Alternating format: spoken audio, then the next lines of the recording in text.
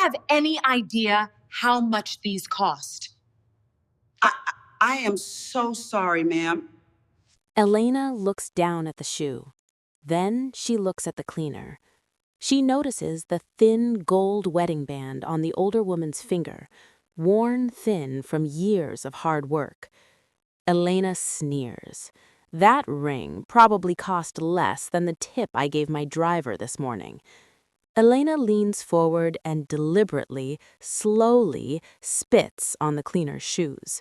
"Clean that up," Elena says, her voice a low, toxic hiss. "People like you are why this company needs a real leader. You're invisible. You're nothing. Now get out of my sight before I have you thrown out into the street where you belong." So, picture this. You're sitting in a boardroom on the 54th floor. The air is so thin and expensive it almost tastes like silver. It's quiet, not the peaceful kind of quiet, but the heavy, suffocating kind where you can actually hear the hum of the air conditioning rattling in your teeth. Elena Vance is sitting there. She's 32, wearing a power suit that costs more than most people's cars, and she's staring at the back of a high-backed leather chair. That chair is the only thing between her and the CEO title she's chased for a decade. But right now, there's a cold, metallic taste of fear coating the back of her throat. Because 3 minutes ago, she saw something that shouldn't be possible. You see, 30 minutes ago, Elena was in the lobby, and in that lobby, she did something that most people would call unthinkable. But to Elena, it was just another Tuesday. She thought she was the lion. She thought the world was her jungle. She didn't realize she was walking straight into a trap set by a woman who's been playing this game since before Elena was born. Before we go back to that lobby, before I show you the exact moment Elena's life began to unravel, I want to ask you something. Have you ever been treated like you were invisible? Just a ghost in a uniform? Drop a comment right now and tell me about that time. I read every single one. And if you're ready to see what happens when the invisible people finally decide to look back, hit that subscribe button and turn on notifications. You're going to want to be here for the ending of this one. 10 minutes earlier, the lobby of Mensa Global Holdings is all white marble and ego. Elena strides in. She's got that men like him never rush energy.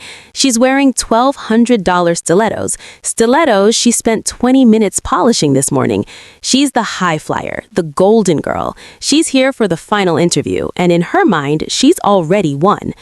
She sits in reception, scrolling through her phone, barely acknowledging the world around her. To her, the staff are just furniture. Near her, there's an elderly woman, Mrs. Soa. She's 74 years old, wearing a faded blue uniform that's seen better decades. She's mopping. It's quiet work, methodical. Mrs. Soa has skin like dark mahogany, polished by 70 years of wind and grace, and she moves with a stillness that only comes from knowing exactly who you are. Then it happens. A momentary lapse, a wet floor. The mop bucket tilts just a fraction, and a splash of gray, soapy water lands right on the toe of Elena's polished shoe. The silence in the lobby snaps. Elena doesn't just recoil, she erupts. It's instantaneous. "Do you have any idea how much these cost?" Her voice cuts through the professional atmosphere like a jagged blade. People stop. The security guard looks over. Mrs. Soa starts to stammer an apology, her hands folding over the mop handle, her eyes full of a patience Elena isn't capable of understanding. But Elena isn't done. She looks down at the shoe, then she looks at Mrs. Soa. She notices the thin gold wedding band on the older woman's finger, worn thin from years of hard work. Elena sneers. "That ring probably cost less than the tip I gave my driver this morning." And then she does it. Elena leans forward and deliberately, slowly, spits on the cleaner's shoes. "Clean that up," Elena says, her voice a low, toxic hiss. "People like you are why this company needs a real leader. You're invisible. You're nothing. Now get out of my sight before I have you thrown out into the street where you belong." Mrs. Soa doesn't scream, she doesn't cry, she just nods. She leans down, cleans the floor, and disappears through a service door. The squelch of that wet mop is the only sound in the lobby. Elena checks her watch, smooths her skirt, and heads for the elevator. As the door slides shut with a ding that sounds suspiciously like a death knell, she catches herself in the polished brass. She looks like a CEO. She feels like a giant. But here's the thing about giants. They never look down, and if you don't look down, you never see the tripwire until your face is already hitting the floor. Elena is led into the executive boardroom. 10 minutes later, she's rehearsing her pitch. She's ready to talk about disruptive leadership and optimizing human capital. She enters the room full of fire, ready to conquer. And that's when she sees the chair, the high-backed leather chair turned toward the window. The HR director whispers, "The chairwoman will be with you in a moment," and leaves. Elena waits and waits. The silence grows. It's that invisibility she mocked earlier. Now it's being turned back on her. She's the one waiting. She's the one being ignored. Finally, the chair rotates. Elena's heart doesn't just skip a beat, it falls through her ribs. Sitting there isn't a board of directors. Sitting there is the woman in the lobby. She isn't wearing a blue uniform anymore. She's in a tailored charcoal silk suit. The thin gold wedding band is still there, sparkling under the LED lights. This is Dr. Ama Mensa, the founder, the chairwoman, the woman who owns the building, the elevators, and the very air Elena is currently struggling to breathe. Dr. Mensa looks at her. She doesn't look angry. She looks disappointed. And if you've ever had a grandmother look at you with that specific kind of disappointment, you know it hurts a lot worse than a scream. The HR director leads Elena out of the main boardroom. Dr. Mensa needs a moment to review some internal footage, he says. His voice is flat, professional. But Elena can see the way his eyes avoid hers. He knows. Everyone in this building probably knows by now. He walks her to a smaller waiting room. It's a glass box overlooking the Manhattan skyline. Beautiful, right? But to Elena, it feels like a cage. She's alone. The men like him never rush energy she had 10 minutes ago. It's gone. It's been replaced by a frantic, vibrating nerves that make her fingers twitch. She sits down on a velvet chair, and she does something she hasn't done in years. She pulls out her wallet. Deep behind the credit cards, the black cards, the platinum cards, the ones that prove she belongs, there's a small, crinkled photo. It's a picture of a girl, maybe 8 years old. She's standing in front of a cramped apartment building in a part of town that smells like exhaust and broken dreams. The girl is wearing a hand-me-down dress that's 2 sizes too big, and she's holding a plastic trophy from a school debate. That girl is Elena. I'm going to be honest with you. I've been Elena. 10 years ago, I sat in an interview for a job I wasn't qualified for. I had lied on my resume about my experience because I was 3 days away from being evicted. I wasn't a mean person, but I was terrified. And when you're that kind of scared, your heart turns into a stone. You decide that the only way to never be that girl again is to become the person who holds the whip. That's Elena's secret. Her cruelty isn't because she's a lion. It's because she's a scared kid who thinks that if she isn't the one spitting, she'll be the one being spat on. She stares at that photo until her eyes blur. She whispers to the empty room, "I am never going back there. I worked too hard to let a woman with a mop take this from me." She puts the photo away and tries to regain her composure. She stands up, walks to the mahogany table in the center of the room, and notices a manila folder. It's just sitting there, open. Elena knows she shouldn't look, but she's a predator. She can't help it. She leans over. She expects to see her own resume, her accolades, her Harvard MBA, but it's not her resume. It's a list, an internal document from Mensa Global Holdings titled Empathy Audit Candidate Risk Assessment. Underneath, there are 3 names of previous high-level executives. Next to each name, there's a red stamp, terminated. The reason listed for all 3? Failure to recognize the value of the foundation. Elena's heart does that weird double thump again. The foundation. She thinks they mean the financial foundation of the company. She thinks they mean profit margins. She still doesn't get it. She thinks she's being tested on her ability to fire people, not her ability to treat them like human beings. She hears the heavy thud of the boardroom door opening down the hall. The HR director is back. "Miss Vance, Dr. Mensah is ready for you now." Elena stands up. She wipes a smudge of gray water that she missed on the side of her shoe.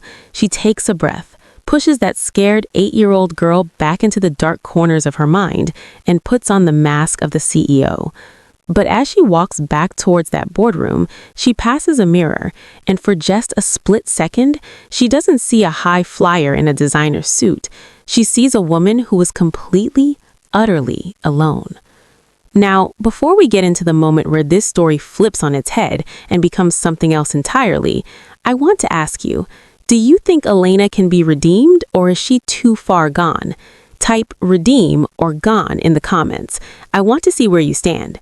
And if you're still here, if you're locked into this journey, make sure you've hit that like button. Elena walks back into the main boardroom. The HR director doesn't follow her this time. He just closes the heavy oak doors behind her. Click. Dr. Ama Mensah is sitting at the head of the table. She isn't looking at a laptop. She isn't looking at Elena's resume. She's staring at a small ceramic saucer on the table. On that saucer is a single used tea bag and a gold spoon. The silence is different now. It's calm. And in the corporate world, calm is a lot scarier than anger. Anger is reactive. Calm is a choice. "Sit down, Elena," Dr. Mensah says. Her voice is like velvet over gravel. Elena sits. She tries to find her power voice. She clears her throat.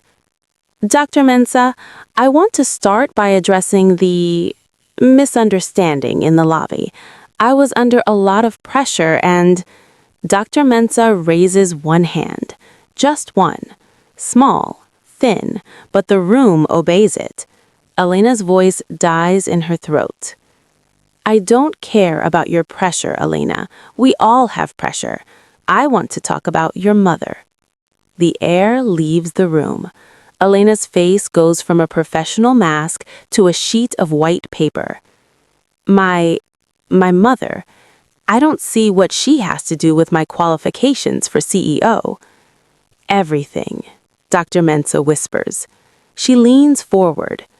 "You see, I've spent the last 20 minutes looking at the real Elena Vance, not the one who graduated top of her class, not the one who turned around 3 failing firms in the Midwest. I looked at the Elena who grew up in a 2-bedroom apartment in Queens while her mother cleaned the offices of men who didn't know her name." Elena's hands start to shake under the table. She grips her skirt so hard her knuckles turn gray. "Your mother's name was Mary. She worked for a cleaning crew that serviced this very building 25 years ago. She was a good woman. She had the same stillness I tried to keep in myself. She worked those double shifts so you could have those $1,200 shoes, Elena. She worked until her hands were raw so you would never have to hold a mop." The exposure is complete. The secret Elena buried, the one she thought she had outrun with her designer suits and her elite persona, is sitting on the table between them like a corpse. "And today," Dr. Mensah says, her eyes locking onto Elena's with a surgical precision, "you looked at a woman who reminded you of the very person who gave you everything, and you spat on her. You didn't just spit on a woman you thought was a cleaner, Elena. You spat on your own history." Elena opens her mouth, but no sound comes out. The internal flaw has been ripped wide open. She realizes that Dr. Mensah wasn't just testing her decency, she was testing if Elena remembered her own humanity. "You think being a CEO is about being a lion, but a real lion protects the pride. You're just a scavenger. You think power is the right to look down. I think power is the responsibility to lift up." Dr. Mensah reaches for her phone. She doesn't call security. She doesn't call the police. I've spent 40 years building Mensa Global. I built it on the idea that the person mopping the floor is just as essential as the person signing the checks. If the floor is dirty, the client doesn't stay. If the client doesn't stay, the check doesn't get signed. It's a circle. And you just broke the circle. She hits a button on her speakerphone. Sarah, send the link to the lobby footage to the board members at Vanguard, Blackwood, and Sterling. Tell them it's a gift from me, a candidate reference they might find illuminating. Elena finally finds her voice, but it's a whimper. You can't do that. That's professional sabotage. No, Dr. Mensah says, standing up. That's a mirror. If you don't like what you see in it, don't blame the person holding it. If you're feeling the heat in this room right now, drop a justice symbol in the comments. Let me know if you think the punishment fits the crime. Elena is standing now. Her $2,000 blazer feels like it's made of lead. Her skin is flushed, a deep, burning crimson that starts at her neck and crawls up to her hairline until her forehead feels like it's vibrating. This is sensory stacking at its most brutal. You can hear the rhythmic click, click, click of the security footage playing on the 100-inch monitor behind her, over and over. The spit, the sneer, the moment Elena thought she was a god. Elena tries to move toward the door, but her legs feel like they're underwater. Every step is a struggle. She reaches for the heavy brass handle, but the door is locked from the outside. You're not leaving yet, Elena, Dr. Mensah says, because I want you to feel what it's like to be truly invisible. I want you to feel what it's like when the world decides you no longer exist. On the screen, the footage changes. It's not the lobby anymore. It's a LinkedIn notification, then an email chain. Dr. Mensah's gift to the other firms has already landed. In the high-stakes world of New York CEOs, news doesn't travel, it explodes. Elena's phone, sitting on the mahogany table, begins to buzz. Bzzzt, bzzzt. She looks down. It's a text from the recruiter at Vanguard. Interview canceled. Do not contact us again. Then another from Sterling. We've seen the video. Good luck elsewhere. The macro loop is tightening. The question isn't just, will she get the job anymore? The question is, does she even have a life left? You called me nothing because you thought I was a cleaner, Dr. Mensah says, standing up and walking slowly toward Elena. But look at you. Without your title, without your stilettos, without your power, who are you? You're just a woman who spat on a grandmother. And in this industry, that is the one debt you can never repay. Elena's throat is so dry it feels like she swallowed sand. She looks at the screen one last time. She sees her own face, twisted, ugly, arrogant. And for the first time in 15 years, she recognizes the monster she's become to avoid being that girl in the crinkled photo. The heat in her cheeks turns into a cold, hollow shiver. The shame isn't just a feeling, it's a physical weight pressing down on her shoulders. I have to ask, have you ever seen someone's career disappear in a single moment? It's a haunting thing to witness. If you're still with me, if you're feeling the weight of this moral crossroads, hit that like button right now. Let's get this story to the people who need to hear it. Elena is standing by the door of the boardroom, her hand finally on the cold brass handle. She expects Dr. Mensah to call her back. She expects a lecture, a legal threat, maybe a security guard to escort her out in handcuffs to put a bow on the justice. But Dr. Mensah doesn't do any of that. She just sits back down in that high-backed leather chair. She picks up her fountain pen. She goes back to work. To Dr. Mensah, Elena isn't a villain anymore. She isn't even a threat. She's just irrelevant. And if you've ever been a high flyer, you know that being hated is okay, but being ignored, being treated like you're the nothing you once called someone else, that is the ultimate sting. Elena pushes the door open. She walks out into the executive hallway. The carpet is plush, dampening the sound of those $1,200 stilettos. But now, every time her heel hits the floor, it doesn't sound like power. It sounds like a clock ticking down. She reaches the elevator, the same polished brass doors. She looks at her reflection. The makeup is perfect, the suit is crisp, but the woman inside looks hollow. She looks like a ghost haunting her own life. The elevator opens. Ding!